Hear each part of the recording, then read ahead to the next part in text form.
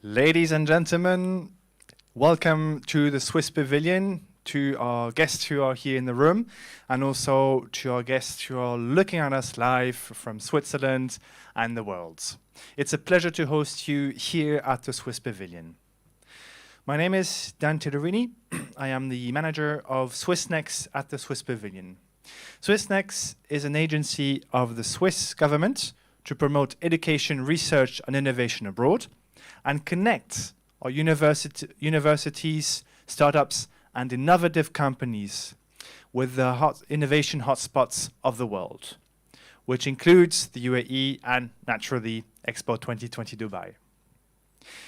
For the last event of our series on public health, in collaboration with the Swiss School of Public Health, we'll be looking at the WHO's Europe Regional Summit on how to conquer, how to move forward into the current pandemic. And so this is a matter we're going to be discussing today with a very high-level panel, and it is an honor for us to host such a discussion here this afternoon. So without further ado, I would like to greet the head of the Swiss School of Public Health, Professor Nino Künzli. Dante, thank you very much, Dante. Yes, for those who are not here, I can confirm we are very, very nicely hosted here in the Swiss Pavilion by Dante and his team. It's wonderful, and the technician and everything. As you can imagine, we have to be very flexible at the time of the pandemic because of so many people who could not come or could have to change their plans. That's the new life, and we manage very, very well. And I just want to make sure that you understand that we from the Swiss School of Public Health, we are absolutely grateful to the WHO committee that you open your doors, that you open the Zoom today and let us join in. The Swiss School of Public Health, which is a foundation carried by 12 universities in Switzerland, is of course the constituency in Switzerland who was also very active behind the scenes in helping to understand and steer the pandemic. But of course, what would we do without WHO and all those high-level meetings of the people that we are now joining to listen and discuss these topics. So we're absolutely grateful you do that for us, and I will now move down and sit down into the audience and just follow this discussion. Antoine, I would also like to thank you. Antoine is one of the two deputies directors of the Swiss School of Public Health, and he's actually behind this initiative to make that possible. So I hand over also to Hans Kluge and the entire team. Please take over the Zoom, and we are happy to listen and follow. Thanks a lot. Thank you, Nino. Thank you, dear colleagues from Dubai. Thank you for your welcome and welcome to all our group of experts. Before I give the floor immediately to Dr. Hans Kluge, I just want to apologize because Dr. Ahmed Al-Mandari from the regional director from WHO MRO has an emergency in his office and could not join, unfortunately, the meeting. Dr. Hans Kluge, dear Hans, the floor is yours. Thank you very much, dear Professor Flahaut, cher Antoine, and colleagues in Dubai. It's really a great pleasure to be in this format. And thank you to the host. When Antoine proposed this format, we did not doubt, and we thought that we can engage in a win-win situation, share our experiences, and also learn from colleagues around the world. I am very, very grateful to our chair of the high-level expert group, Professor Antoine Flahaut, and all colleagues who have contributed so far, really, a tremendous commitment and resource of their time. I had asked Antoine to lead this group to provide key advices to me and to realign and federate member state views on the course of the pandemic. You know that in the European region, we are very diverse, 53 member states from London to Vladivostok. the group is offering a mid-term vision of stabilization with a clear definition, offering at the same time new prospects and realism to member states. Because that is something that member states, ministers, prime ministers, presidents are asking me on the daily basis. Not only the theory and the maybe, but advice in times when the evidence is often not watertight. Most experts and politicians recognize now the limits of the current pandemic response system in a context of hypertransmission and lower virulence, calling for a shift from reducing severity and transmission to reducing severity and disruption, while particularly paying attention to protecting the vulnerable. Still, we are seeing in the region what we call a west-east tidal wave. I came back 2 weeks ago from Kiev, from Ukraine. The importance is for national policies to engage in promoting individual responsibility for self-testing, self-quarantining, with a bit of less government oversight because of the huge fraction of the population infected, and focus government oversight on the vulnerable population groups and situations. We all know that in Europe, in many countries, we did leave many people behind, for example, in elderly homes, other vulnerable people, so we really are learning the lessons. Then to pursue what we call the 5 stabilizers. And again, I'm very grateful to Antoine, to the group, for formulating a couple of months ago 5 pandemic stabilizers, which were easy to communicate. In fact, it was communicated even beyond the region. The 5 being increased vaccination coverage, boosters, particularly for the vulnerable groups, doubling the number of people wearing the masks, particularly indoors, ventilation. We acknowledge that much more focus had to be given on ventilation, particularly in places like schools, because we have been advocating that schools should be the last ones to close, the first ones to open. And now the 5th one, the 5th pandemic stabilizer, being to increase access to new antivirals. And the umbrella, which we call the 5+1 stabilizer, is in support of Dr. Tedros' call since the beginning of the pandemic for global international solidarity, that no one is safe until everyone is safe. I would say that the stabilization group is never held its own name so well, because stabilization may be inside with a careful monitoring of the pertinence and implementation capacity of the 5 stabilizers defined. Always with the caveat, of course, that the virus has surprised us more than once, and that we see the onset of the wave still in the eastern part of the region. Thank you again, all colleagues, for joining. I'm very much looking forward, as always, to pick up so much nuances and knowledge from this group and the international audience today. And over to you, Chair Antoine. Thank you so much, Mr. Regional Director, dear Hans. This meeting is special in many means, because it is in dual connection with Dubai, but also because we are spread and broadcasted on a YouTube channel, which makes our discussions completely open to the public. But we will keep the same format of discussions, of open discussions between us, meaning that only the group we are constituting with expert members and, of course, the WHO staff only will speak and will discuss in this meeting. Everyone can just see and hear what we are discussing and how we are convening and converging to a consensus statement. So feel free always to speak as we used to do, but just be aware that the channel is broadcasted without any restrictions to the public. So it's my pleasure. We have a tight agenda, so don't be too frustrated if I need sometimes to stop some conversations, even how useful and how instructive and insightful they are. I would like to give the floor first to AD Larson. Each of you, the speakers, will have the full right to share your screen and your slides if you want and if you need.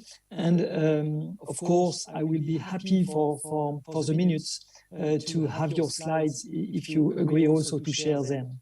So if there are no boiling questions regarding the agenda or any varia to put, I will give the floor to AD Larson from the London School of Hygiene and Tropical Medicine. She will give a talk and her thoughts on facing vaccine hesitancy. Thanks. Thanks very much, Antoine. I will, oops, I think it's getting darker here. Anyway, I'll go to my slides. I'm going to, I mean, vaccine hesitancy is the, let's see, let me do the full screen here. Great, okay. I'm just going to talk for I'll keep to my 15 minutes, but in 15 minutes, I'm probably going to raise more questions than answers, but I think that they're important things to think about. We're in an incredibly rocky time right now. We're a mix of exhaustion and hope. Opportunities and risks. And right in the middle of that, and a window on that, is certainly the state of vaccine hesitancy and acceptance. Let me start by just giving the latest data I could find on vaccine uptake in the region, and I've also added a few of the EMERA region to respect our host. And actually who turns out to be doing extremely well with COVID vaccination. But there's quite a mix across the region. And I think that it's good, but not good enough because of the state of things. And I think that's where the frustration is coming in a number of areas as everybody wants to get through that. And I would say we want stabilization, but we're in this changing time of stabilization or turbulence, and frankly, it's a bit of both. I think there's an eagerness for stabilization, and I think there are quite a few debates on how much do we let go of our controls and let the choice of the people decide, particularly when it comes to vaccination. The headlines, and this is just in the last couple days, it's really, as I said, a mix of hope and at the same time angst. Austria, on the one hand, lifted lockdowns of the unvaccinated, which was one of the strictest measures across Europe that really locked, people were not supposed to leave their home if they weren't vaccinated.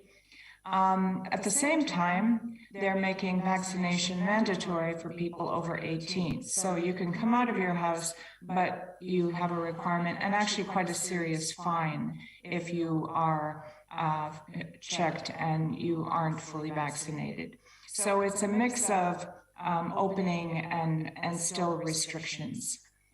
There's a lot of, if you go across Europe right now, there are many different approaches, which for some publics make it feel like, is this evidence-based or not? Why is X country opening up and my country isn't? Why is Y country making their choice? So publics are constantly looking at what, and politicians, frankly, across at other countries. We've had France, on the one hand, you saw on the first slide, is actually considering that the Vaccine Confidence Project, we did the first global mapping of vaccine. We try to take the positive angle and look at it as confidence. They had the lowest confidence in the world in our vaccine confidence review in 2015. We've been monitoring it every 2 years. It's been actually slowly climbing up, and in the first slide is actually doing better than the UK and a few other countries in terms of COVID vaccine uptake. So on the one hand, in France, for instance, the COVID pass and the measures have actually helped increase.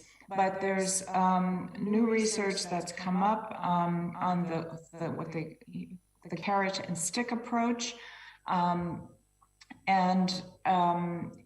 what they're seeing is that people are getting their vaccinated because they want to go to that cafe, they want to go to that restaurant, they want to meet their friends, but it has not changed their underlying confidence or hesitancy. So I think we have to remember as politicians, as policymakers, that your short-term choices and longer-term implications. We have been in an emergency, and I think there are clearly things that can be called for in emergencies, but I think what the public needs is some sense of how long. And that's been very hard, as we heard from the regional director, when the evidence is not watertight. And publics use that. I mean, the resisting publics use that. They say, how can you mandate this when you don't have all the evidence? Now, we have a lot more evidence than we did 2 years ago. Nearly 10 billion people around the world have been vaccinated with COVID. Nobody can say they don't want to be first in line. We've had a tremendous overall vaccine coverage. It's been highly inequitable, but this is what I think at this stage, people want to know, when is this going to end? And that's a hard call, but when we do impose these more severe restrictions, there needs to be some sense of until X happens. And that's where the criteria has been really tough on all sides. Now, what is the criteria? In the mix of various ups and downs with restrictions in Europe, the UK has just decided to scrap, as they say, the vaccine mandate for the staff. Now, one could say that was because they felt like it was time epidemiologically, but their motivation was they're afraid to lose their health workers. There's already been a massive hit in terms of vacancies in the UK NHS because of Brexit, and now on top of it, there is a lot of resistance. This is NHS health professionals in Trafalgar Square. These are the health professionals. These are the most trusted people by the public. In all surveys around the world, we continually see healthcare professionals and workers as being the most trusted. If they're out in the public, one of the most public squares, demonstrating themselves against mandates, there's an issue. But the government is not saying we're doing this because of the demonstration. They're actually quite worried that they're going to be losing people. People will quit their job instead of taking a vaccine. But do vaccine mandates actually work? Well, the reality is vaccine mandates work, but they work for part of the unvaccinated, but not all of them.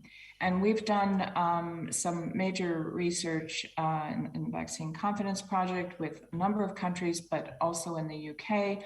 And what we found is that for that undecided in the middle, the yet unvaccinated, there are some that are unsure but leaning towards yes, and there are some that are unsure but leaning for no. So a mandate is likely to get you the people who are unsure but leaning to yes, and the people who are unsure but leading to no will become more hardened in their views, and they will say, I was open to getting vaccinated, but if you're going to make me do it, forget it. It's not going to happen. And I have had personal letters from people working in the National Institute of Health in the US, in another health institution in Europe, individuals writing to me saying, my message to the government is you can't impose these. I was about to go get my vaccine, and when you said it was mandated, I'm not going to go now. So that's a real thing, but I think any decision that's going to be made is going to have its benefits and its risks. I think in this context, we have consistent evidence in a few countries that mandates do work, but we need to handle them carefully and ease out of them in a way that has some level of, I would say, respect for the public, but there are different parts of the public. There is no one public. So for those who are fighting for their liberty and freedom to not be vaccinated, I always raise the issue, well, what about the freedom from disease that every other people are standing up for? My last slide is, well, actually there's two slides, but it's the same point. We have been monitoring vaccine confidence across the EU 2015, 2018, 2020, and we're about to roll out a new EU-wide vaccine confidence study where we will see the impact of COVID on background vaccine confidence, which should be quite interesting. We're hoping for high-level findings by April Immunization Week. But this is from our 2020 study. And what's interesting here is that the pink line is from 2018, and the pale blue gray line is the 2020. So things, even in 2 years, across these 5 years, we've seen it's quite volatile, up and down. But the most striking thing that we saw, and again, this data, these surveys were being run the same month, coincidentally, we didn't know it, that the COVID pandemic was hit. So when we are virtually convinced that there was a dramatic increase in the perceived importance of the seasonal flu vaccine. That was one of our lowest confident areas in vaccines. But hearing about this new highly fatal, potentially fatal pandemic, it pushed up a perception of importance of the influenza vaccine nearly 17 points. Even perceptions of the safety went up. This was well before we even had a COVID vaccine. And as we've talked to some of our sample, the sense was, I'll take anything that can prevent me that is available to me.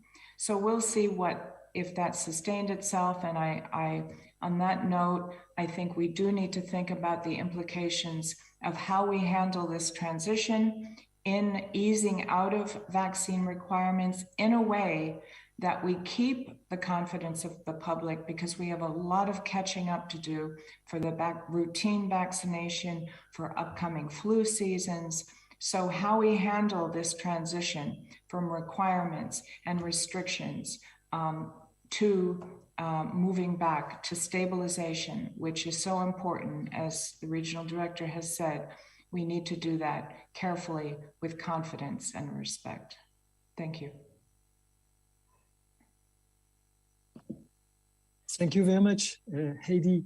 Of course, we will have a more general discussion after, but maybe there are some questions from our groups.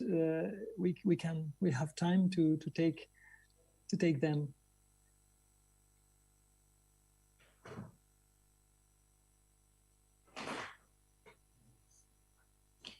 I have one question for you, Heidi. You mentioned the general reasons for vaccine hesitancy. What do you think about I would say, some reasons which are not linked to any hesitancy, but which leads to a lack of vaccine access? do you think that there are some people who are not vaccinated? Because we often group the non-vaccinated people as anti-vax. And do you think this way of,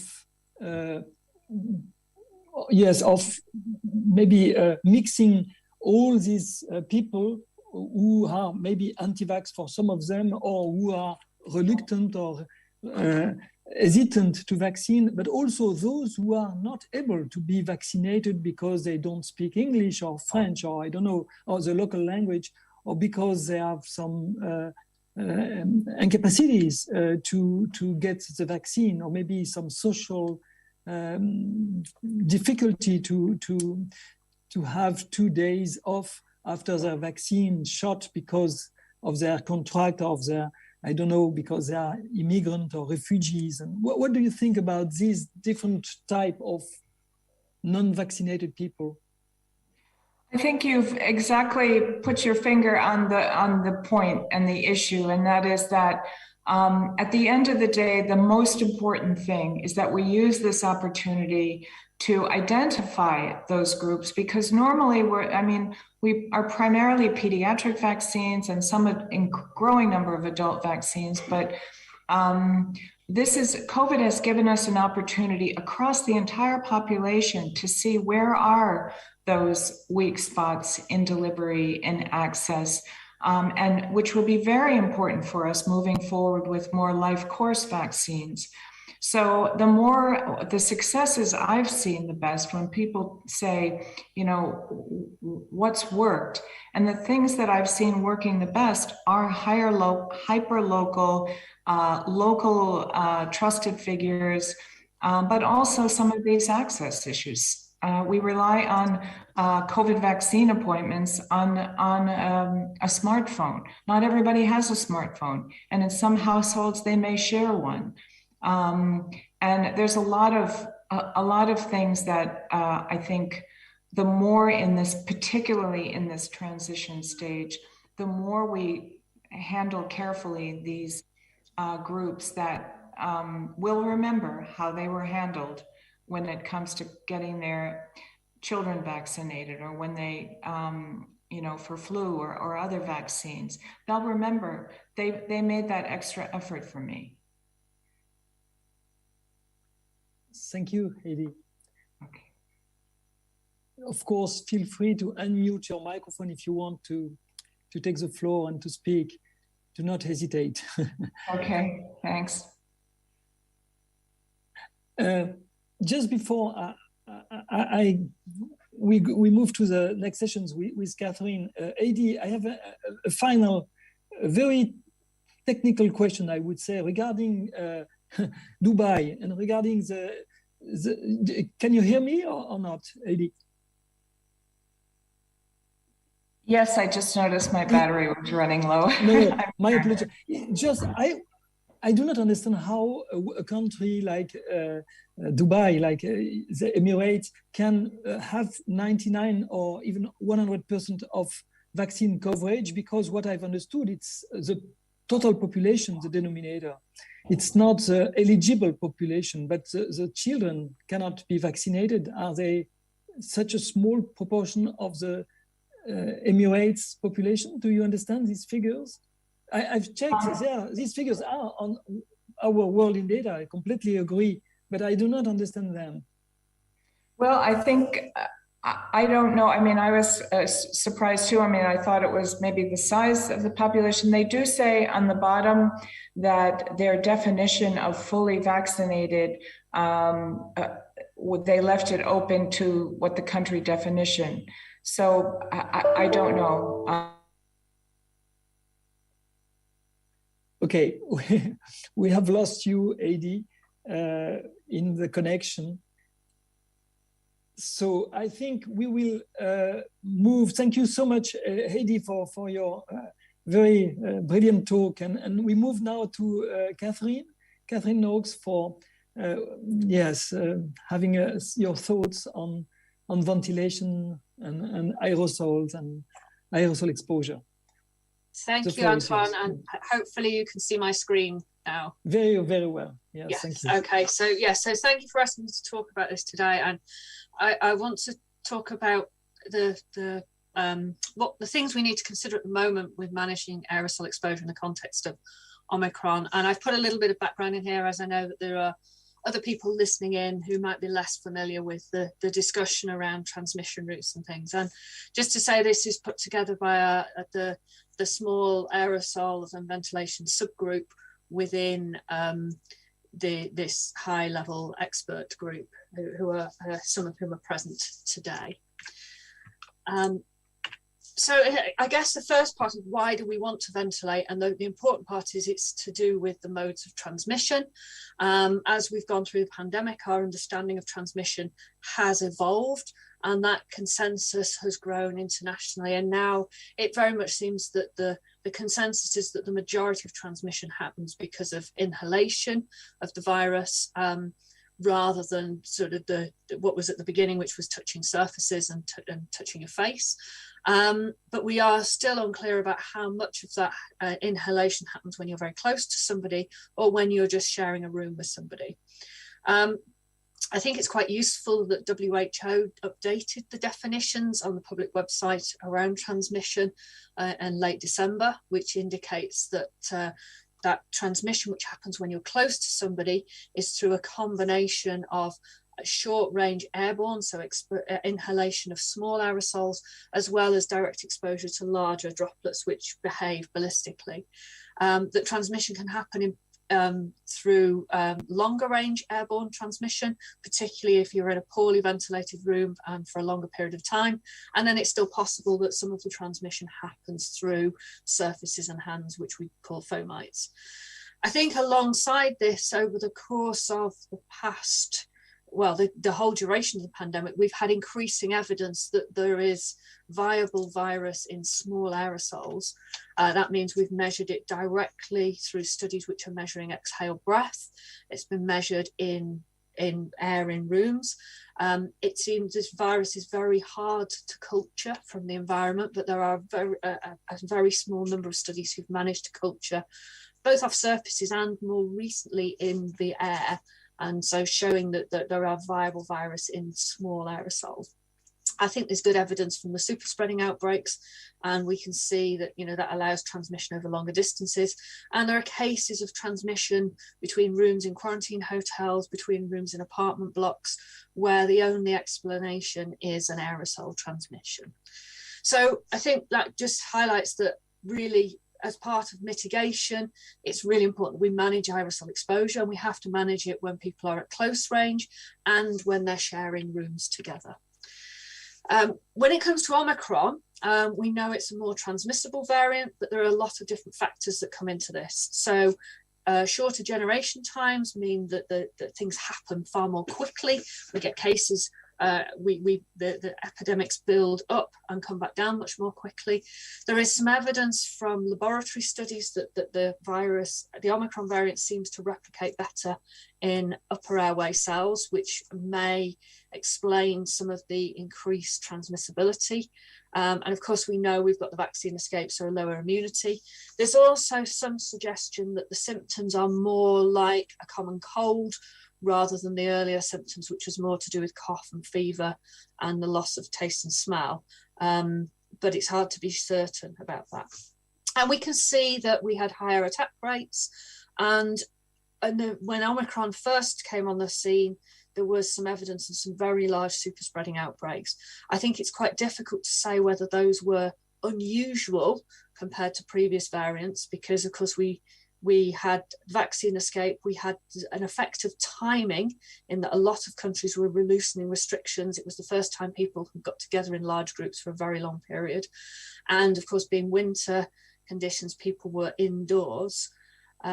So it may have been that these would have happened anyway, regardless of Omicron. It's difficult to say whether Omicron made those worse, although it's quite possible it did. We don't yet have any good evidence that suggests that Omicron results in higher viral emissions or higher amounts of aerosol, but it is possible. And I think we need to wait for that data to be sure whether that happens. But we can still need to think about how we manage exposure when we're being exposed at short range, so within about a metre or so. The exposure is incredibly complex. We're exposed to all of the different sizes of droplets and aerosols that are produced by people when they breathe, cough, talk, sing, etc.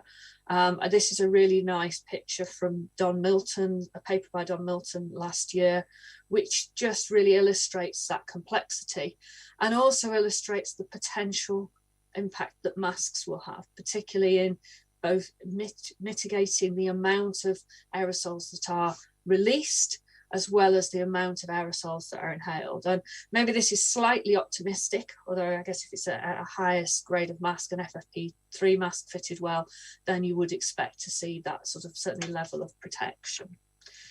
So this leads us into using masks. I think, you know, there is still some good evidence that we should be using masks. Masks actually mitigate all the transmission routes because they prevent the emissions in the first place and they provide some protection to individuals. That includes actually reducing the amount that may be on surfaces. We can know from laboratory work studies that masks work. I think that's undisputed now. Their effectiveness will depend on the quality of the mask though, and you can see there's a modelled picture on the right which shows the efficacy with different sizes of particles from a study by Bill Nazaroff published recently. But I think we can increasingly see from community studies that although the masks don't, are not sort of stopping 90% of anything, they are making a difference. So there's they have an important factor to play in there. And really how effective they are depends on three factors. So depends on the quality of the mask material itself. The material in an FFP3 mask or FFP2 mask is a better quality material from its filtration perspective than in a surgical mask, which in turn is better than the filtration quality of cloth masks. It depends on the fit of the mask, and one of the challenges with surgical masks is yes, they're very cheap and easily available, but a lot of times they don't fit very well, so there are a lot of gaps. And then of course how frequently they're worn. So if they're only worn indoors for a small percentage of the time, we're unlikely to see an effect, whereas if we're worn for larger percentages of time, we'll see much more of an effect. There's some good evidence as well that masks are much more likely to be used when they are mandated and when they're easily to access and affordable. So if they're given to people for free or provided cheaply, then they will be used more effectively. So I think it does mean that from Omicron's perspective, particularly as we want to interact more in society, we ought to think more carefully about where and when we use masks, making sure that we use the best quality masks like FFP3 masks for healthcare workers when they're in close contact with known or susceptible cases, suspected cases of COVID, and then better public guidance on how to select a good mask, how to use a mask more effectively, and promoting the higher quality masks in the higher risk public settings where people are in close contact with each other. When it comes to ventilation, I think it's important to recognise that ventilation is one measure, but it doesn't mitigate all of the transmission routes. So it's effective at mitigating long-range airborne transmission. It will have a small impact on fomites because it will potentially reduce deposition, but that's really tenuous. And there is some evidence now from modelling that suggests that it has some impact on close-range transmission, albeit much smaller than the impact it has on the long-range airborne transmission. There's been a lot of debate about what's an appropriate ventilation rate. I think it's important to first say that good ventilation reduces the risk, but it doesn't make a place safe. It just reduces that probability that the virus is in the air and it'll be inhaled. I think from a current perspective, it takes time to implement new ventilation measures in buildings. So in terms of mitigating Omicron, really it's important to think about which are the poorest ventilated spaces and what can we do immediately and quickly to make them better. The values for appropriate ventilation have, different countries have suggested different things. The values I've put in here are those that the UK have suggested, which are reasonably in line with other countries in the world, suggesting that, around about 10 litres per second per person, which equals about 800 parts per million CO2, is good ventilation, but under about 5 litres per second per person is really suggesting this is poorly ventilated and needs to be mitigated. But we have to balance what is ideal and what is achievable in a building, and it's better to do something than to ignore the problem completely. I think it's also important to say there's a diminishing return in here. So it's better to mitigate the poor than further improve the good. And it becomes harder and harder to mitigate it. So the graph on the right just shows the expected carbon dioxide concentration inside a space versus the ventilation rate per person. And you start to see that it's much easier to improve your ventilation from a CO2 level of 2000 to 1000 than it is to go from 1000 to 500 and there. So it's how effectively there is a law of diminishing returns in there. Longer term, I think we will need to look at reviewing recommended ventilation rates for settings and how we enable strategies for organisations to change what they do, and particularly things like schools where there is clearly issues right across the world with ventilation in education settings, but it's not a problem we can solve overnight, and we'll need a longer term strategy for change. I think it's worth also flagging ventilation and aerosol has a big impact on super spreading. So where we've got these higher risk factors that come together, duration of exposure, numbers of people, density of people, poor ventilation and higher activity, we have a higher risk of super spreading events. That means a higher risk of more onward transmission and larger outbreaks. So actually, if we mitigate those higher risk spaces, we have a bigger effect on the large outbreaks. And the biggest impact actually is still going to be reducing the occupancy of those spaces, because that reduces the chance of having somebody infectious present and the number of people that it can be passed on to. Whereas then adding ventilation measures and masks further reduce those risks in those spaces. I've mentioned CO2 briefly already. A lot of activity around CO2 monitoring around the world. It is not a measure of infection risk. It's a measure of a proxy for ventilation and occupancy. So it increases with how many people in a space, the activity, and in some spaces, with more people in there over a longer period, then the time it takes to reach the peak level of CO2. And then it decreases as ventilation rates increase. So CO2 monitoring is not a way of mitigating, but it's a way of enabling mitigation. It's a way of identifying poor ventilation and managing ventilation in a space. It's not a perfect solution, and it's an indicator. And it's affected by lots of different things. So I think it's difficult to set thresholds for CO2, but those values present an indicator which can allow action to be taken in terms of occupancy or ventilation within a room. In terms of how do we go about short-term improving ventilation, I think, using guidance and tools to assess ventilation are accessible. There are still a lot of places where there's a poor understanding of ventilation, and people lack the knowledge to be able to assess the ventilation effectively. I think one of the first steps is to look at existing systems and make sure they work, make sure mechanical systems are working correctly, and make sure that people can use windows that are there to be used.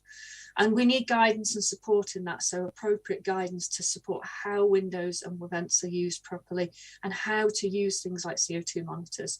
So there is a lot of information out there at the moment, but people are still missing that information and are finding this a challenge. And particularly, I think, in depending on your climate. So I think it's perhaps easier in parts of Southern Europe where the weather might enable you to open the windows more frequently than in Northern Europe, where we're having to balance the cold with the ventilation. And then, of course, the one other option is using technology devices such as air cleaning. So a lot of focus on this at the moment, using filter-based or UV-based devices to remove microorganisms. I think it's important to flag this is never a reason to not ventilate a space, but it can benefit particularly where ventilation is poor or difficult to provide, and it enhances ventilation.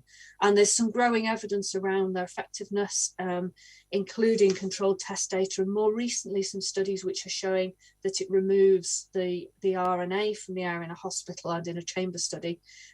We're still lacking how much it provides with actual transmission, but what there is suggests there'll be a benefit. So I think air cleaning is a really important strategy, especially when ventilation is difficult to provide, and is part of one of those 5 measures that Hans flagged at the beginning to improve our environments. So the key takeaways I think that I wanted to flag was that as we have a more transmissible variant, as we have high prevalence, and as we try and open up, we need to think about the practical measures to manage aerosol transmission, and particularly in those spaces where we've got high occupancy over longer periods of time. So if we go back to the early days of the pandemic, where we talked about the 3 C's, the crowded spaces, confined spaces with poor ventilation, and I can't remember the 3rd C at the top of my head, but they still apply. Reducing occupancy, I think, we don't necessarily want to reduce occupancy of all spaces, but thinking about how we manage occupancy is more sustainable than just allowing free rein and large outbreaks.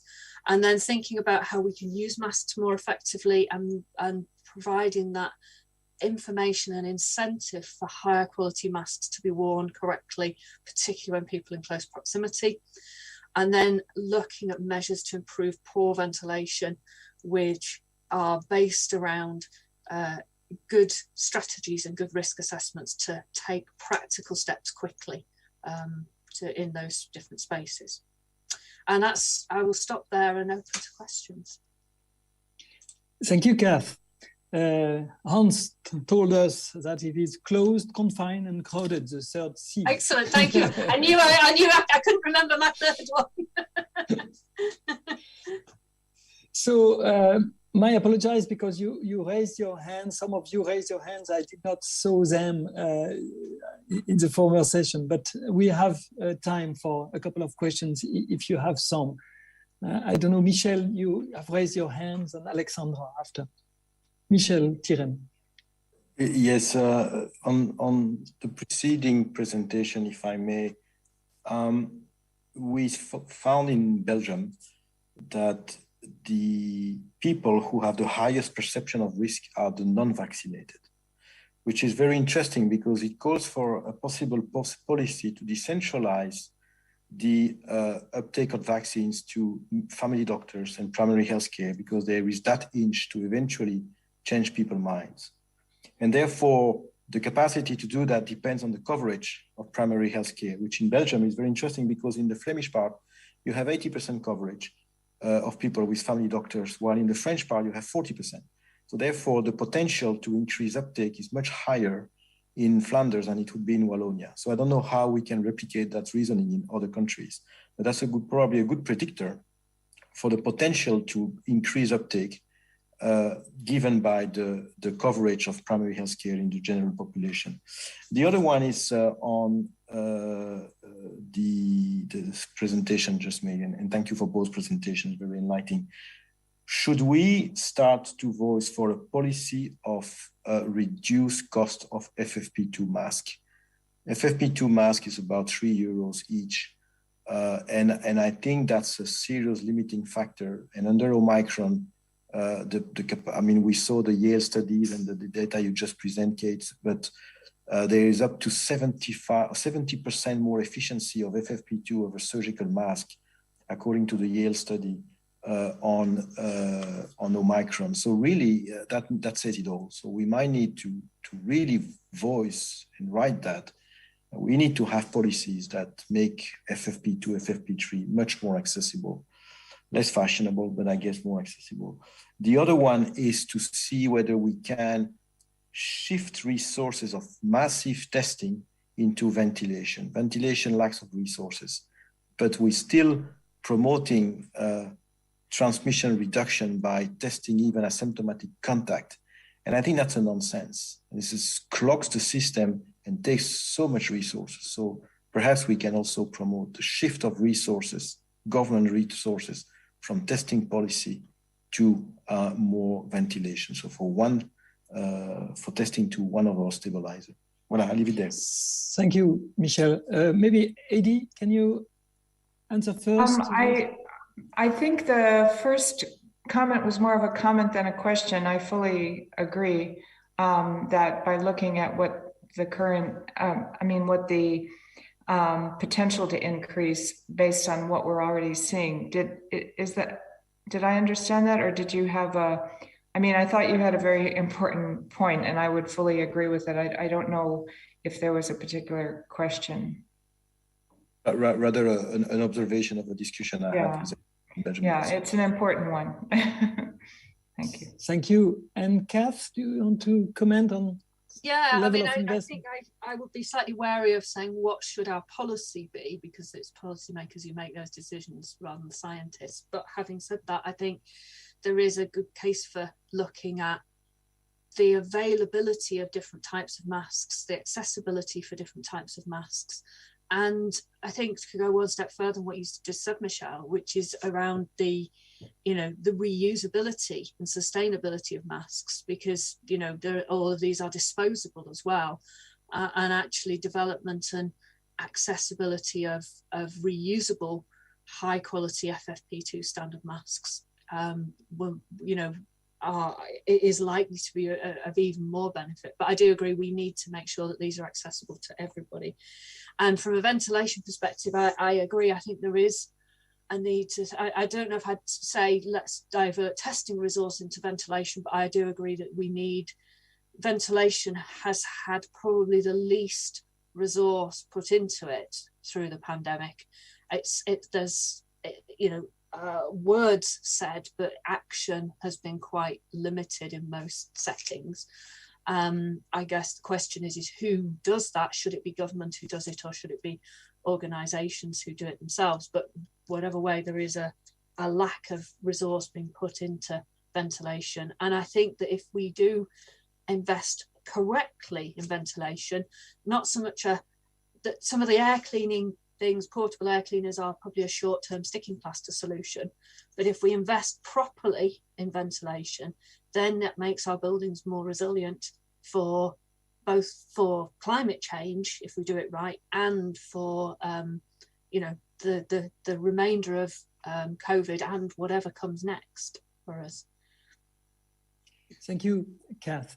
I will give the floor to Alexandra. Just before, I know that there are some questions from the audience in Dubai, but we have said that we will group them at the end of this meeting for the last 30 minutes. So for the moment, only discussions will be within the expert group and of course on the chat also. Alexandra. Thank you very much for the very informative presentation. I was wondering whether there was any evidence to have more stringent recommendations in hospitals or in healthcare workers, like in place where there are immunosuppressed patients, etc. So is it case by case, or is there any, more general recommendations in healthcare settings for the mask, for example, and use of FFP2, FFP3? Thank you. I think there should be more stringent requirements in healthcare. I think it varies in different countries around the world, and certainly within different hospitals in the same country. But if you're at close proximity to somebody who has COVID or is very strongly suspected of having COVID, I think it makes an awful lot of sense to have the highest grade fit tested mask that you can. I do notice that as countries are removing restrictions, that some of the masks in healthcare remain for both the public and for healthcare staff. And I'm pleased to see that that's still there. Yes. Thank you, Kath. I don't see any further hands raised, so I want to thank you very much, Kath, because it was really also helpful to have your wrap-up summary of what we need to know regarding ventilation and aerosols. It's time now to move to the third session, third subgroup, and Alexandra Kalmi from the University Hospital of Geneva is chairing the subgroup. So Alexandra, you have the floor now.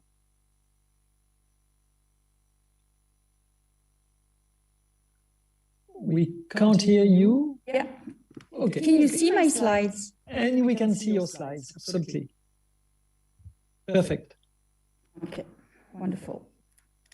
So let me start with a small introduction on behalf of these clinical groups. So Florence Adair, Christelle Meurice, and Marius Trossait. So thank you very much for the very helpful discussions with regards to what we wanted to present to you today. As an introduction, if I may go on, this is my conflict of interest. And I still would like to start with this slide, showing the enormous way that did occur since the first drug that we provided for the patients, the Calitra, early March 2020, and in June 2021, the cocktail of monoclonal antibody targeting specifically the SARS-CoV-2 spike protein already in June 2021, but with a temporary use authorization in November 2020 by the FDA. So it is really a very short journey for a very interesting and very important innovation for SARS-CoV-2 antiviral effect. So we know from HIV, we know from Hep C, we know from a large range of viruses recently that the better we know the molecular pathway, the better we can tackle each step of the molecular replication of the viruses. And that is what did happen also for the COVID-19, where we now have at hand a lot of different drug that can either act at the very beginning by blocking the spike protein, like the monoclonal antibody, anti-spike protein, or blocking the RNA polymerase, such as molnupiravir or remdesivir, and also new drugs blocking the main protease, for example, lopinavir, ritonavir, and more recently, the Paxlovid. So it is really interesting to see that what did work for HIV or Hep C was blocking step by step the virus replication, but also what we have learned from HIV and HCV, to just give those examples, that we needed to combine those different drugs together. So this is really lessons learned from other viruses. What is new for COVID-19, or what is really special for COVID-19 and SARS-CoV-2, that SARS-CoV-2 is creating a disease that had different stage, and also at each stage probably different treatment. So you have first the viral phase, and then you have the inflammatory response stage, and each of these different stage warrant a different treatment. If you look here on this slide, you can see that at the very beginning for ambulant patients, you would want to have antivirals, and then as long as the patient is in need of oxygen or develop a COVID-19 related pneumonia, then you would need host-directed therapies, such as, for example, the dexamethasone, and we will talk about this just later. So we have robust data, at least on the use of immunomodulatory drugs to decrease mortality for inpatients. So let's start maybe first with the inpatients, which is the right part of the previous slides, host-directed therapy for patients in need of oxygen. If we look at what we have to treat hospitalized patients, and for which we do have robust data, we know that we can systematically prescribe for patients who are in need of oxygen, the dexamethasone. And we have a second block of recommendation that if the patient fails to respond to the first step of dexamethasone, then we can prescribe immunomodulatory drug such as tocilizumab or baricitinib. The corticosteroids is one of the first effective treatments to decrease mortality. It was shown on a very large RCT conducted in England by Hobby et al. And was published late 2020. And it did show a survival advantage of patients receiving dexamethasone as compared of the usual care. There are still open questions with regard to this study. We don't know whether other steroids would be as potent as the dexamethasone or other anti-inflammatory drug. And that is really important because the positioning of those drugs, shall we give all anti-inflammatory drugs at the same time as WHO is recommending currently? WHO doesn't make step-by-step for patients in need of oxygen, or do we have a need to have different steps of anti-inflammatory drugs? These are still open questions to the best of my knowledge. So if you look at what we have for tocilizumab, which is the second anti-inflammatory drug that was validated by WHO in 2021, this is also based on the data for more than 4,000 patients in the English recovery trial, which was showing a 14% reduction in deaths in hospitalized patients with a systematic inflammation and a biomarker underlying this systemic inflammation. Very rapidly, and I would say for WHO nearly at the same time, WHO said it's not only the tocilizumab that is decreasing the mortality, but also other drugs that are working with the same mechanism of action, anti-IL-6, such as the sarilumab. But beside that, it was clear that sarilumab, we had nowhere in the world enough stock or enough drug to really implement the sarilumab in our hospitals. So there were some disconnections between the recommendations and the drug availability. And also with regard to another anti-inflammatory drug, the baricitinib, this is also a drug that is now recommended by WHO as an anti-inflammatory drug to be provided as a host-directed response during the hospitalized phase. And so we do now have different options to decrease inflammation in hospitalized patients. However, an open question here is that immunosuppression beyond steroids is not clarified yet for those patients already receiving immunosuppressed drugs. So going now for the outpatient care, and this is mostly rely on at-risk patients. When we go to outpatient care, the situation is a little bit different.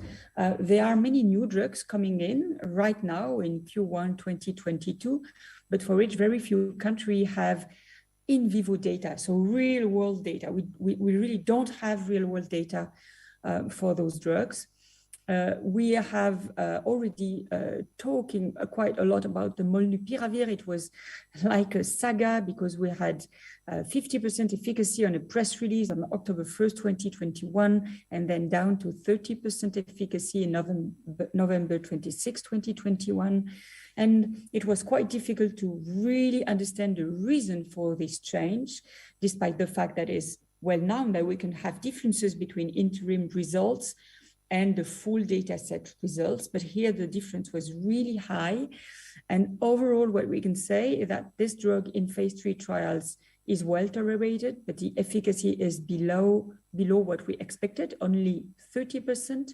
And it does require male and female contraception, which of course do limit the wide applicability of those drugs. More recently, we had the EMEA recommendation for conditional marketing authorization for the Paxlovid. So Paxlovid is the commercial name of nirmatrelvir ritonavir. That is antiprotease inhibitor. It does work like the Kaletra. That was the very first drug that we were prescribing early 2020 against SARS-CoV-2, but that was developed against HIV. So the Paxlovid is now authorized across Europe, but to the best of my knowledge, we don't have this drug on the shelves in our pharmacy and in hospitals. Here, contrary to the MSD molnupiravir, we have better results and more convincing results with a reduction of nearly 90% of the number of hospitalization and deaths, which was the primary endpoint at day 21 of this trial. The trial has not been published yet, but we have seen some data through the MAI submission. If we look at the landscape of those antiviral oral drug today, there is the Paxlovid and the molnupiravir as oral drug with, as I said, an efficacy of 30% versus 89% for the molnupiravir and the Paxlovid respectively.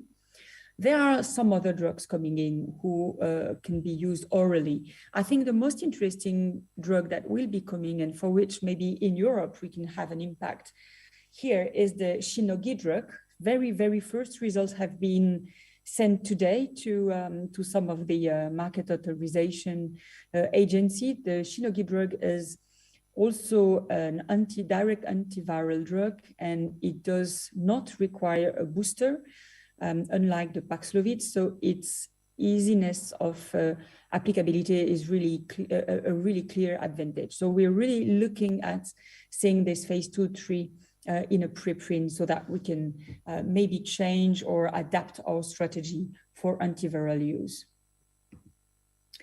What I would like to say here as well is there is today only an access to this new compound for clinical research through the originators, which really limits the scope of the patients we would like to include on those trials. For example, all of these drugs that I have been mentioning, these oral antivirals or even the monoclonal antibody for outpatient use or the remdesivir for outpatient use have been tested in at-risk population within 5 days of diagnosis.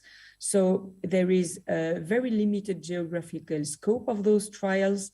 Therefore, it is still difficult to really know the real life applicability of this antiviral oral drug, for which we have a lot of hope that there may be game changer in this epidemic over the middle term. This is a summary slide that I got from Nathalie Strup-Vogart from the DNDi, and I think it was interesting to show it here in front of this audience because it's really show how sometimes we had regulatory opinions and treatment guidelines that were not fully aligned. We can take the example of the remdesivir, for example, which was validated for immediate release a week or 10 days ago by FDA to expand the remdesivir use for outpatients where we had no recommendation or a recommendation against the use of remdesivir from WHO. So this is only an example, but just to say it is sometimes quite an issue to see that there are differences between the WHO recommendations on the top of this slide and the regulatory status authorization on below of this slide, making the life of the one who should, the one who should decide about how to use those drugs a little bit more difficult. If I take this as a summary of for the treatment guidelines or treatment guidance in hospitals, taking the example of the hospital I'm working in at the HUG, but I think it is quite widely used like this. What we have now today, so on the right-hand side of this slide, we have the oxygen-dependent patients for which in my hospital, we are first providing the dexamethasone, and as a second step, we are prescribing other immunomodulatory drugs such as tocilizumab or baricitinib, and it does vary a little bit with what WHO is recommending, because WHO is recommending a package for patients who are in need of oxygen without prioritization of dexamethasone and tocilizumab and baricitinib. However, even in Switzerland, those drugs have a high cost, and we do proceed by prioritization, first for dexamethasone, and in case of deterioration or no improvement, then we go on to step 2. For the outpatient use, and this is on the left-hand side of this slide, there we have a little bit more option as when we first discussed on these drugs in November. We have oral antiviral, such as the Paxlovid, that can be used or will be able to be used soon, we hope. We still have the monoclonal antibodies, and we will see some limitations of these monoclonal antibodies. And we have a newcomer, the remdesivir, that we can use for 5 days, IV, as an early treatment for those at risk.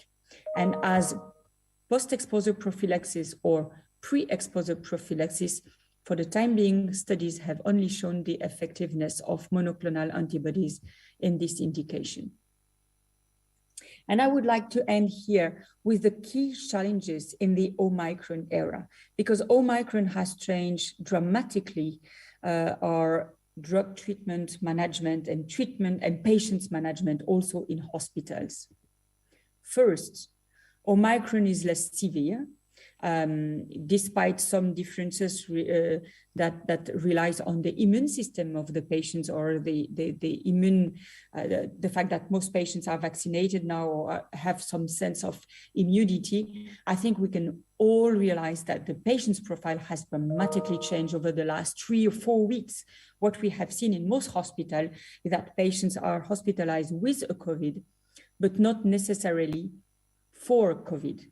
And this really changed. And for example, in our hospital today, we decided that COVID-19 patients will be able to stay in their ward, like orthopedic ward or rehabilitation ward, but do not necessarily need to be transferred in a COVID-specific ward.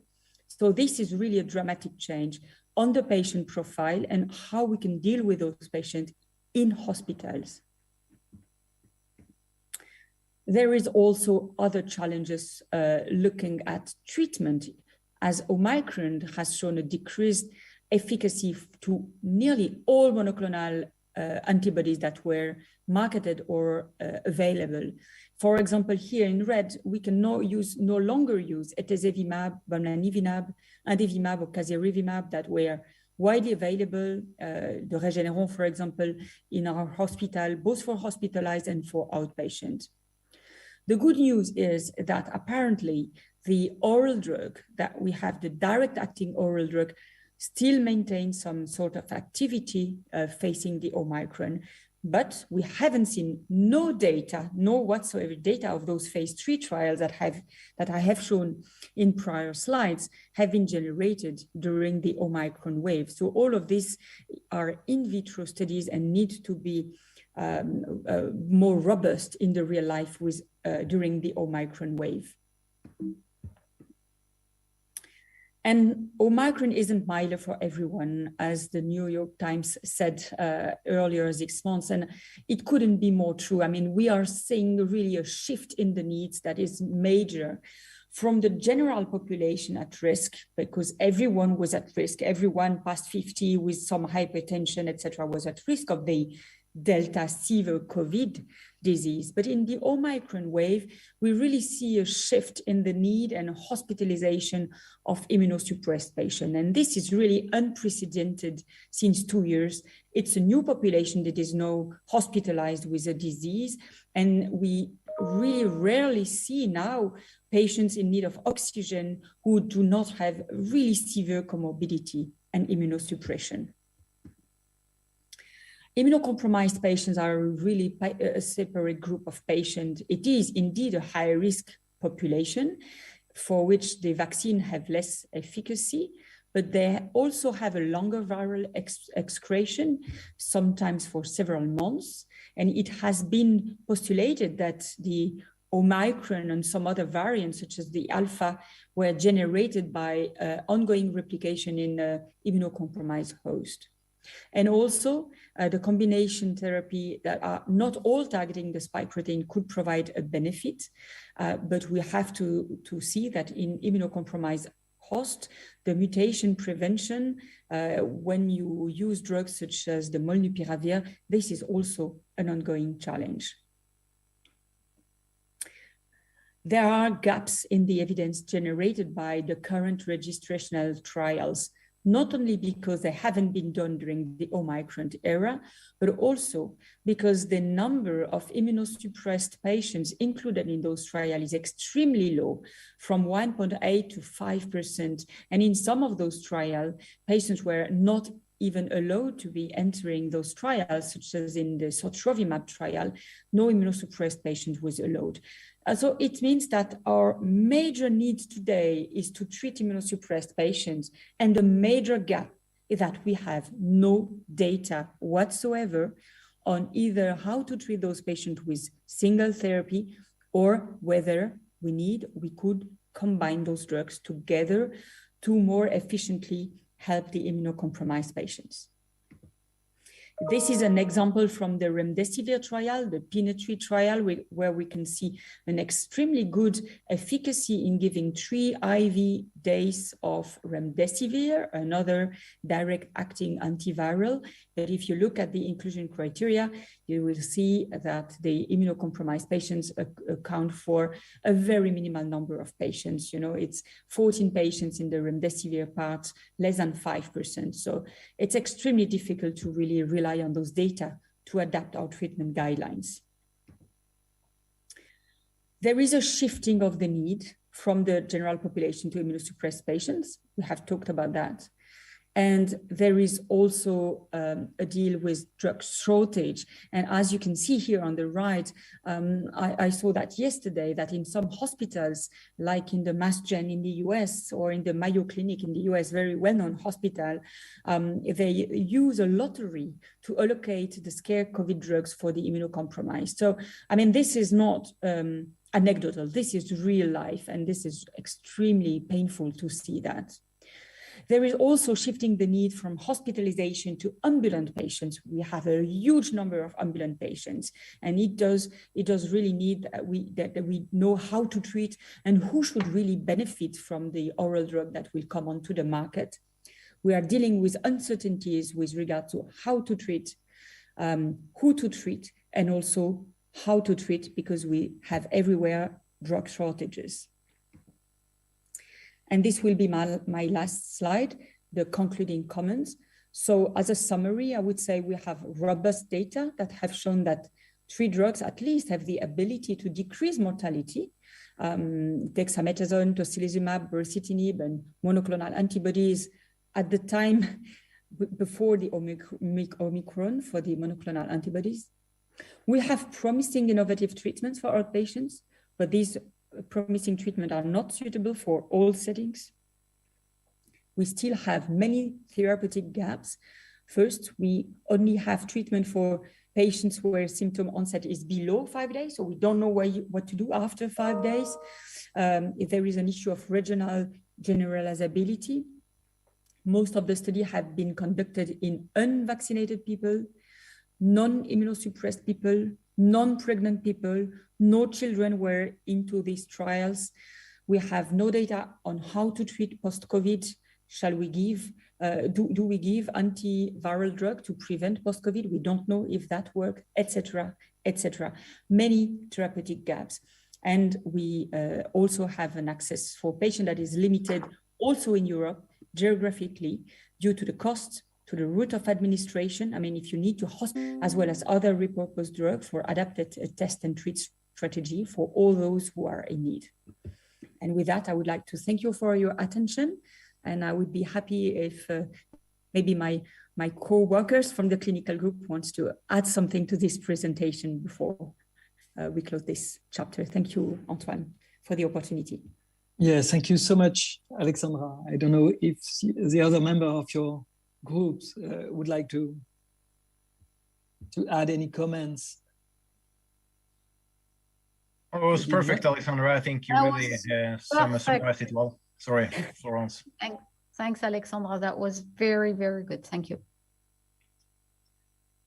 I just want to ask you, Alexandra, because you really summarized, and we have discussed this, that most of the evidence comes from the non-Omicron era in immunocompetent patients. And now we have Omicron with immunocompromised patients. So it's really, we need to make guidelines without evidence on the patients that we are treating.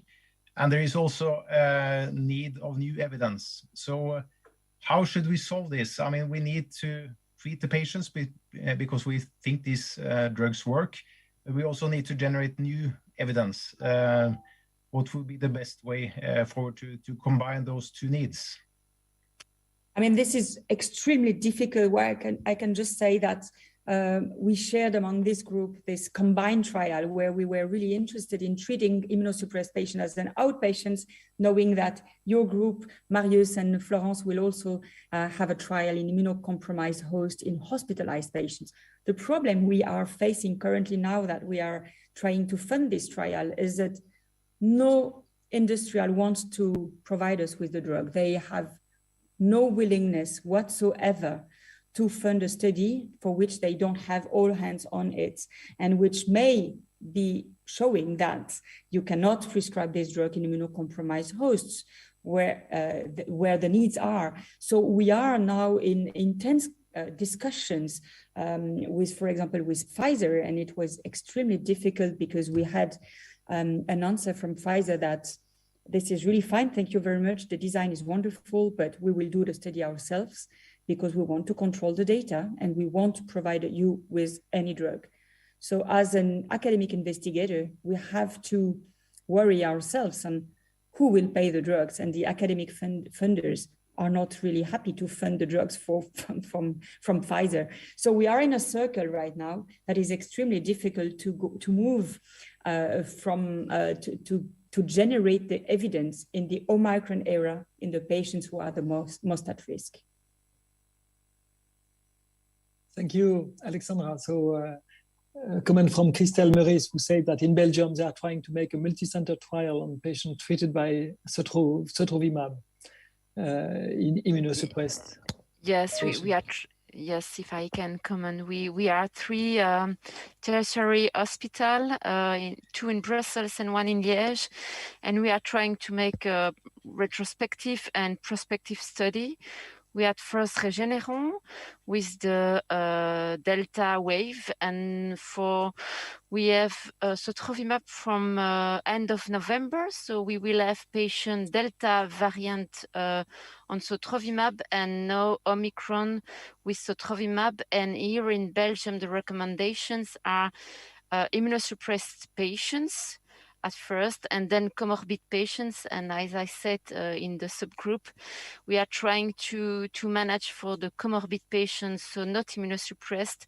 We are trying to see if they are seropositive. We don't give the sotrovimab because, of course, Omicron is less severe.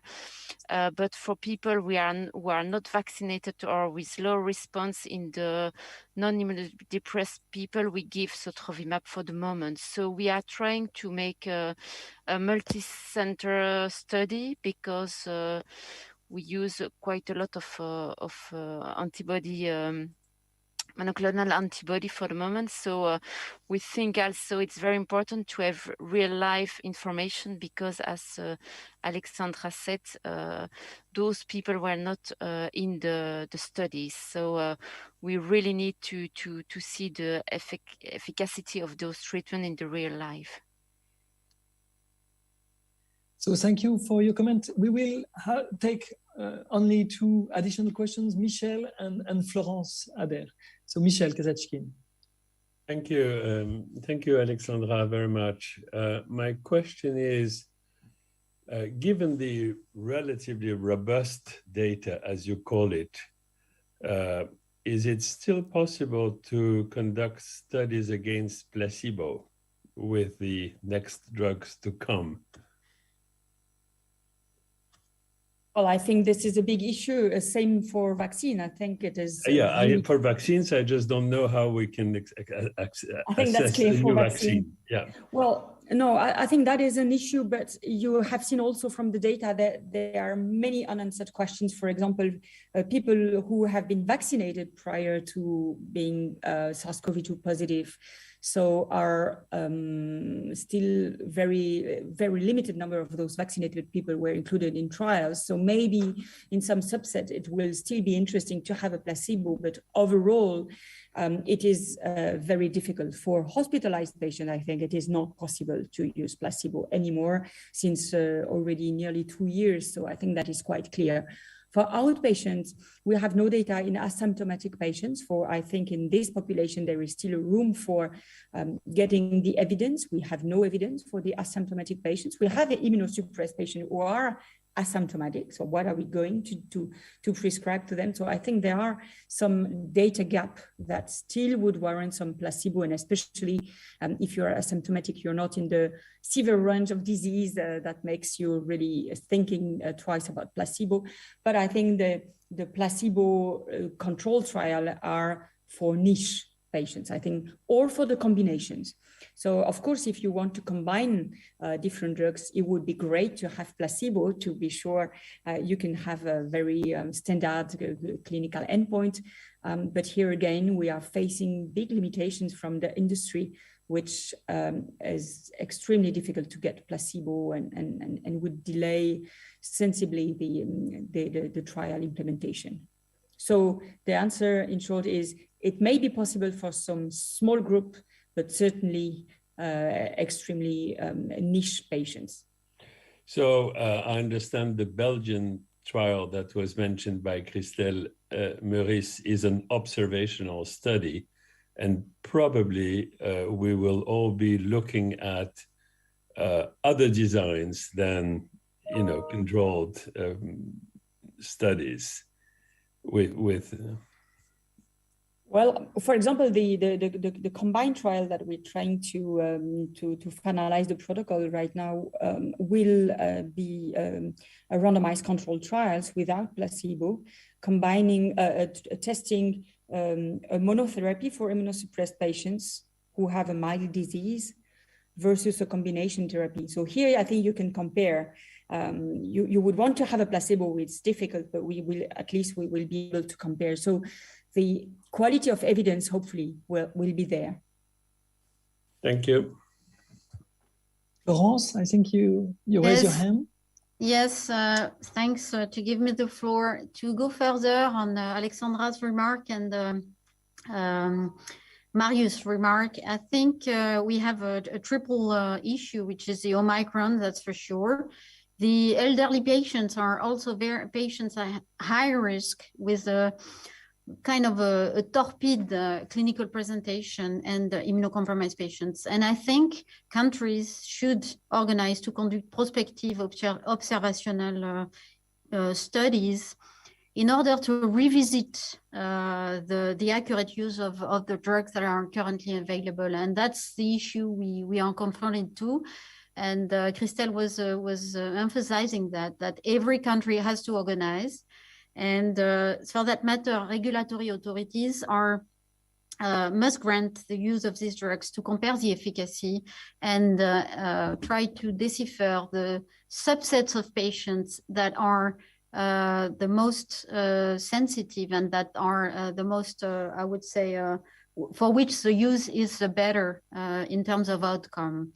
And I truly think we should organize in an EU network so we can gather all the informations from the different countries and all put together this information so we can counteract, as Alexandra was saying, the will of the industrials to conduct randomized trial or trial that they have the whole end on.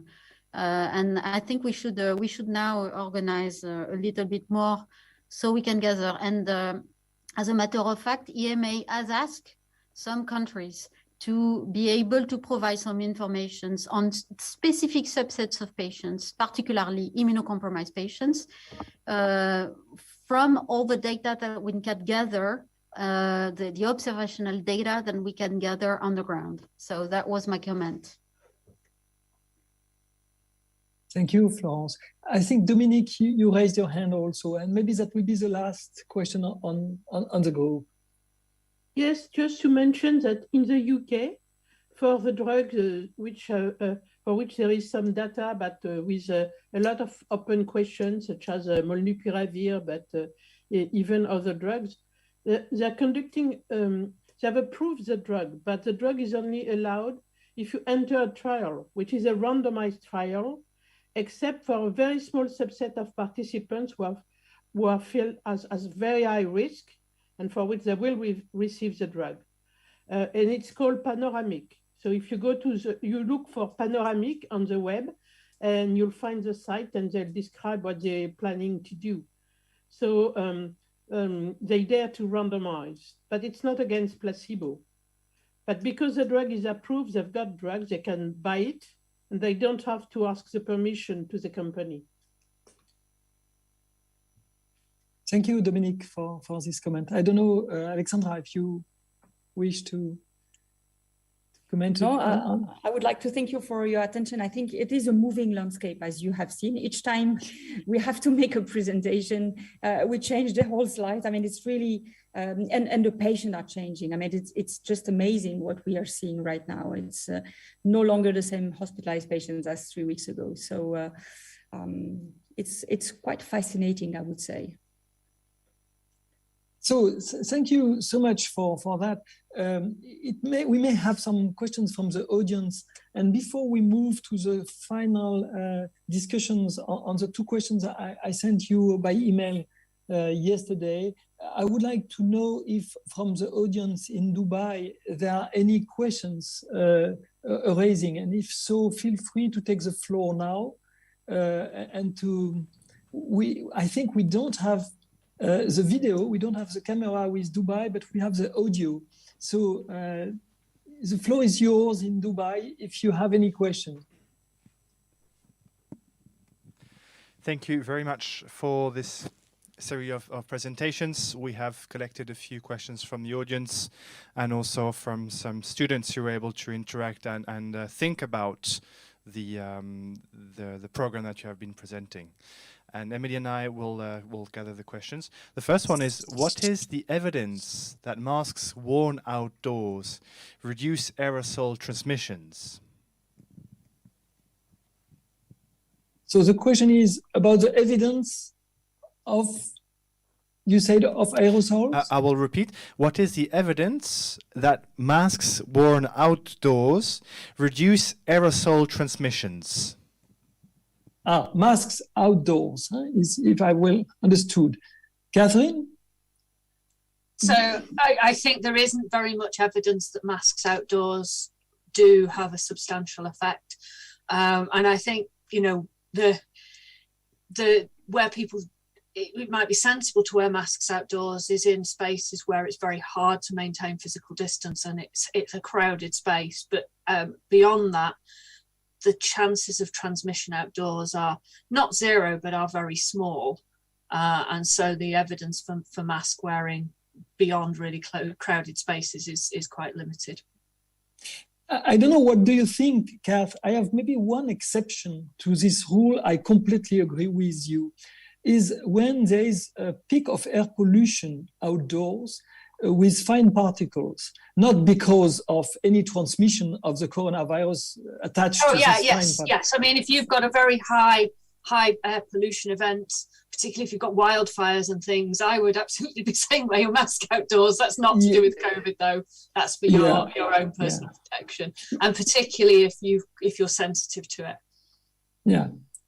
So that's when you have peak of pollution, because also we have seen statistical associations between the peak of air pollution with fine particles and the outbreaks of COVID and also of respiratory disease. That's true.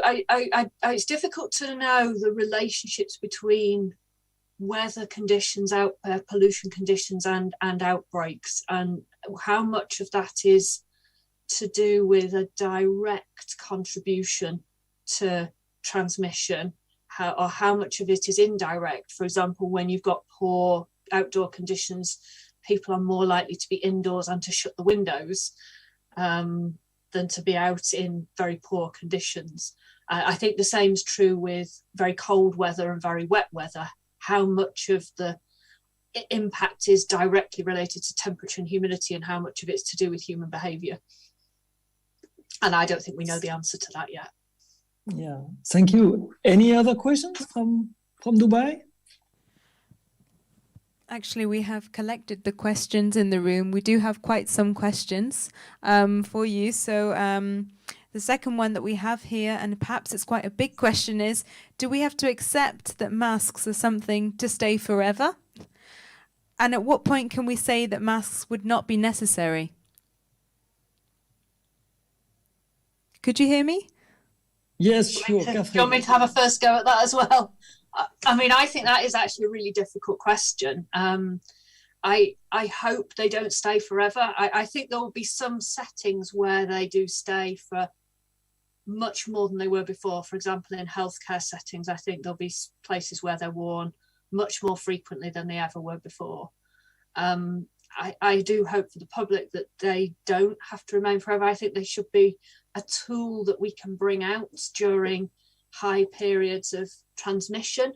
You know, so maybe next winter when we perhaps get if we get another outbreak, we bring them out again, but we don't perhaps wear them all year. But I think when we do that is a difficult question, and it comes down to public appetite for risk. And the real challenge is that wearing a mask is not just about you, it's what it does to other people. So you wear a mask partially to protect yourself, but a big factor of wearing a mask is it protects other people. And so I think it's a very difficult one to make a judgment on. I will give the floor to Sean Fitzgerald, but just before, I would like to say that Alexandra will have to leave soon, to my understanding. So if you have in Dubai some questions to the clinical subgroup, feel free to ask them just after. Sean, you want to comment maybe on the previous questions? Oh, indeed. Thank you, Antoine. Just one remark that the use of face coverings, of course, is a cultural norm in certain parts of the world. So just bearing in mind, saying, oh, it's going to be different. I think there are learnings perhaps about multicultural, multinational environments that this particular pandemic may actually have taught us some things about as well, Antoine. So perhaps the shocks in the system they might not be here to stay, but I think we've got some learnings from different people. Thank you, Sean. From Dubai, do you have any further questions? Indeed, we do have another one concerning early treatment. So there has been suggestions that there was ways for early treatment of COVID, that many lives could have been saved at that time. Is it fair to say that treatment was overshadowed by the vaccines to keep with the emergency use status? Well, you mean that because there was vaccine, we didn't make some more effort to treat early with monoclonal antibody? I wouldn't say so. I think we really tried hard to implement the monoclonal antibodies. It was nothing like, well, wonderful, we have vaccine. If you don't want to be vaccinated, we won't give you monoclonal antibodies. But I think the implementation of monoclonal antibodies has been a huge challenge. And for this reason, you're totally right to say that maybe there were less people or less patients with mild and moderate disease and high risk factors who really did effectively receive those monoclonal antibodies as compared to the entire population who may have benefit from that treatment. But I wouldn't say that it is because of the vaccine being there, etc. I would say that it was because of logistic obstacles rather than, a true willingness for not providing those masks. Thank you, Alexandra. Maybe a last question, and after we will come back to our group discussion. Okay, we have one question here about specifically for the talk on vaccine hesitancy. I have here, do you think that the ways that we use to increase the uptake of the vaccine, which involved silencing experts with differences of opinion about the vaccine that did not follow the official narrative by the mainstream media, for example, and big tech companies, then the official narrative helped with the vaccine uptake, as some people have argued that this has made people rather suspicious rather than considering it transparent. Perhaps this has caused people to have lots of different ideas and misinformation flying around. How do you think this has contributed towards vaccine hesitancy? I'm sorry, I didn't hear clearly the beginning. I understood industry, but I couldn't hear. Okay, I'll try to speak louder. Okay. So one of the ways that vaccine uptake has been promoted is by ensuring that there is only one consistent official narrative. And in order to do that, mainstream media, big tech companies have silenced experts with contradictory opinions or contradictory beliefs to this official narrative. Do you think that this has helped or hindered things? As many would argue, thanks to the silencing of experts, this has actually caused or aroused suspicion rather than made things seem more transparent. What do you think the effect of this has been on vaccine hesitancy? Well, I would say that really depends on the country you're living in, because I don't think that's the general experience. But there have been instances of that, trying to keep, in an effort to keep the public calm in a sense and give them one message. And make it simpler to understand. I think it really risks transparency. So I don't think it's a good thing to be shutting down the experts in the science. I mean, science is about, but I do think that when there are differences of opinion, it's absolutely important to explain. And I think as a scientific community, we haven't been as good as we should have been, perhaps, in talking about evolving information. And you know, this is evolving, this is changing, but we're going to keep you as we learn. We're going to take you on this journey, so to speak, rather than saying this is the fact and don't listen to X or Y. So I think it is a risk, and I think there needs to be an openness to different experts, but that also needs to be couched in an explanation of to help people understand what the debate is about, because that's not always clear.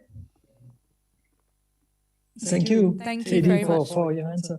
So thank you also, Dubai, for your questions. And we have a quarter of an hour, not more, now to discuss about two questions, but at least one, which is really a boiling one, I would say, in Europe. Many European countries are now lifting their restrictions, most of their restrictions. And I would like to know your opinion in the group of experts and also, of course, in the WHO staff, if it is today appropriate to do so. What can we recommend to the regional director? Is it something we find scientifically sound and appropriate to lift most of restrictions at the current stage? Just to give you the three major arguments the Denmark gave for that decision. I think it's about their vaccine coverage. They are 84% of the population. ADU show the figures. They say the vaccine coverage is high, and in addition to that, the vaccine coverage of the vulnerable population is very, very high in Denmark. The second point is they say that the Omicron variant of concern is much less of concern than the previous one, much milder than the previous ones, and allows for this lift in restriction. And the third argument is that they have the hospital capacity to deal with the crisis currently with some buffer in case of an increase in risk because they lift the restrictions. So they don't fear any overwhelming of the healthcare system. So what do you think? Do you have any comments on that? Do you think it's much too early? Do you think it's quite appropriate? Do you think we should recommend that with the same arguments, or do you have any other ideas or comments? So Michel and Catherine.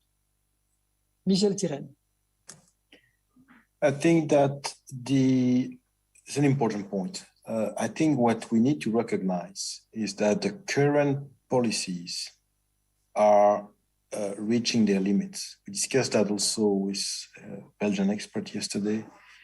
The fact that you need to, under the same policy applies for an asymptomatic contact and a symptomatic patient with comorbidities, when you have up to 70% of positivity rate and the kind of incidence we observe with Omicron, all what you do is to risk exhausting the services and the system to an extent that you may very well detect the asymptomatic one and forget the one that really needs focus. So the idea is not necessarily to declare everything is over and we give up all the policies. The idea is to shift the responsibility from the state to the individual for the normal overall population and to focus resources. We mentioned that a bit earlier, to focus the resources on the people who really we cannot miss, and also to intensify sequencing for the detection of new variant. I think the three elements of Denmark, the two of the three are correct, evidence-based. One is indeed Omicron leaves a very high track of induced immunity, coupled with vaccination coverage, and also a lower severity of variant. But instead of saying that hospitals' capacity is enough, because that's not very ethical. It's not because you have more beds that you can accept people to suffer. But what is true is that seasonality is going to be favorable for us. And therefore, we may have a long period of tranquility. And if we protect the capital of induced and natural vaccine-derived and natural immunity, if you protect this, if you maintain this with higher uptake, and we discussed that before, and if you protect this dividend, if you have a variant coming, it doesn't matter. That doesn't mean necessarily that you need to revisit pandemic era kind of measures that we needed before. We probably Denmark, the reasoning, like many in Switzerland, where you are, where I was for 6 weeks, doing the same thing. Austria as well they are in the footstep of Denmark, is to say, there's enough protection now that we can absorb COVID, but the pandemic kind of regime may be controlled. Now, we don't say that COVID will disappear, but the pandemic measures may be over. Thank you, Michel. I have a couple of comments. Catherine, Sean, and Isabella. Catherine, please. Yeah, I think actually the question is a very difficult one, and I'm glad it's actually policymakers who have to make that decision rather than scientists. But I think, I mean, if some of it depends on what the objective is. So if, my objective was to prevent transmission of COVID, then I wouldn't remove restrictions. But that's not the only thing we have to think about in society. We've got to balance that with the economy, with all of the knock-on effects that restrictions bring, and weigh that up. And there's a balance of risks in there.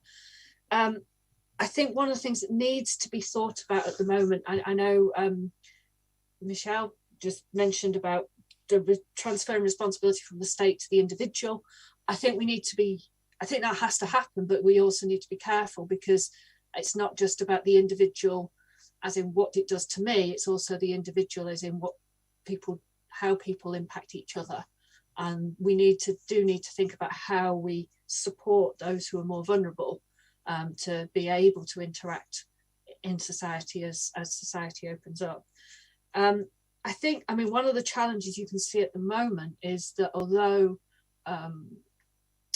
hospitals are busy, but they're just about coping, and the impact on hospitalizations is nowhere near where it was with previous waves. What we are seeing is very large numbers of absenteeism from work and from school, and that's having a very substantial effect, especially in education. Children are in the third year of disruption of their education, and there's no end in sight for that, because they are still being affected by significant absenteeism from school due to significant COVID outbreaks in schools. And I think that has to be factored in. You know, the opening up allows schools to be more open, but they're not helpful for the children if they are effectively having to stay at home all the time because they're sick and catching it. So I do think we need to think about what measures can be enhanced still further to make it easier to manage that disruption to education. I do also think we do need to keep an eye on long COVID as well, although I think there is some evidence that vaccines possibly help there, but I'm not sure. I think I defer to other experts on that. Thank you, Catherine. Sean, I just ask you to be as short as possible in your comments to allow. I understand, Antoine. Yes. So I would like to think that it's never been just about the rules. It's about the rules and collective responsibility for others, and it's really just the balance of that. So it's really striking this balance, Antoine, that the role of the individual, and as Kath said, looking after others, has always been there, and it's just greater weight being put onto that rather than rules, and that's a political decision as to how do you get the best results given everything else going on. Thank you, Sean. Isabella.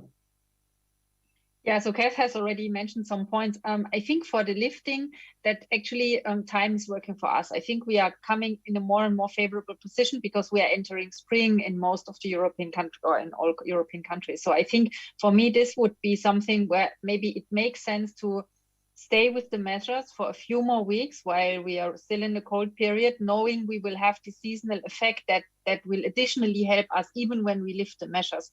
And another thing, I mean, I think at some point it will become important to say what will be our baseline risk that we accept, because we will not have a zero risk. We don't have zero risk for other viruses. But I think at the moment we have a large proportion that are protected by the vaccines, but we have people who are not well protected, like elderly, like immunocompromised, who might benefit from a booster. We have the children, and I think even when we come into this favorable position in summer, I think we really need to stress that something has to happen to avoid the same situation next year, because we know that a lot of children, they get infected now with Omicron, which will probably give them a short and not so broad protection against another variant, if there will be another variant.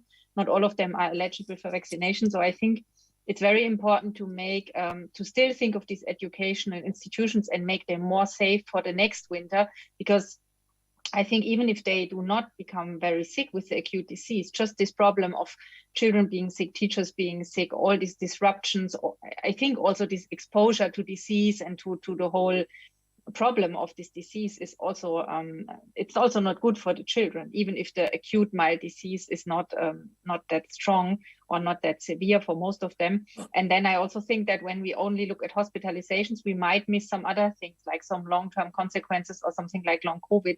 But I think this will be much more to measure, and especially it will be probably much more difficult to communicate, because these are not very well-defined diseases, and it's probably still a smaller proportion of the population, but the question is, at what point do we reach that level where we say this is just the risk that we have to accept? So this will probably happen for immunocompromised, because they are also threatened for influenza, and we do not take measures in every winter. But I think this will become a very, somehow societal decision. So how long are we all willing to give something to protect the vulnerable? And I think that will probably also be a discussion in the next winter, because the question is also what happens when we see a new variant. So how do we react? We wait, we immediately take measures. I think it will become a very important discussion for the whole society, how to deal with this threat of the virus. Thank you, Isabella. Elena, you want also to comment? Yes, very quickly. So I think you mentioned the kind of indicators or thresholds that Denmark used. I think they do make sense, but of course we need to take into account that all health systems and country decisions are context specific. And perhaps maybe we could propose like a set of indicators or thresholds for countries to take into account.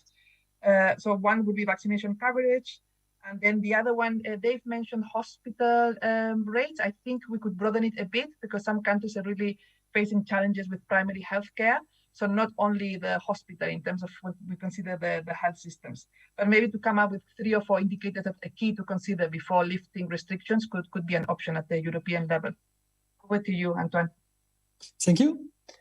I don't know if Dominique, you had something to add, Dominique Costagliola? You're on mute, Dominique. Yes, I was about to raise my hand when you asked. So, yes, I think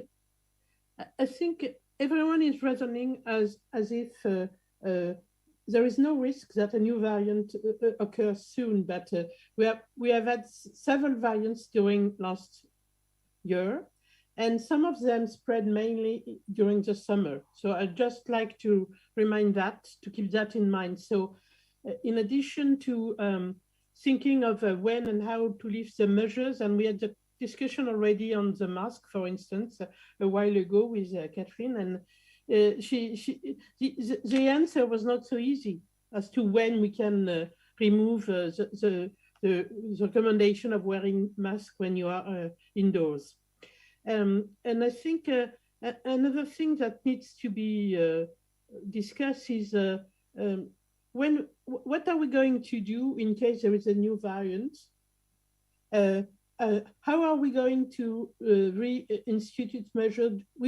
And of course, the important thing that we can see from the evolution and from the increase in the coverage, vaccination coverage, is that probably the level of measures that would be needed in that case is going to be smaller than before. So I think this is also a consideration that we may have. Not only saying when we can stop, but what are we going to do in case there is another rise of the case with a new variant or I don't know what. And so it's just to remind us that this is not completely over. And also I think an important thing is at the moment the schools are open in many countries, but in fact there are so many people which cannot attend, either the teacher or the pupils, that it's not really schools anymore. So I think some consideration should be given to do we still need some measures for this particular environment in order to avoid the absenteeism and the fact that the school is not really what it should be. And this has been the case for at least 2 years now. And we need to keep that in the scope. And it's perhaps a bit different from other places because of the importance of teaching for the young people. Thank you. Thank you, Dominique. I don't see any other hands raised. I don't know if from Dubai you have any final questions because we are almost 2 minutes before closing.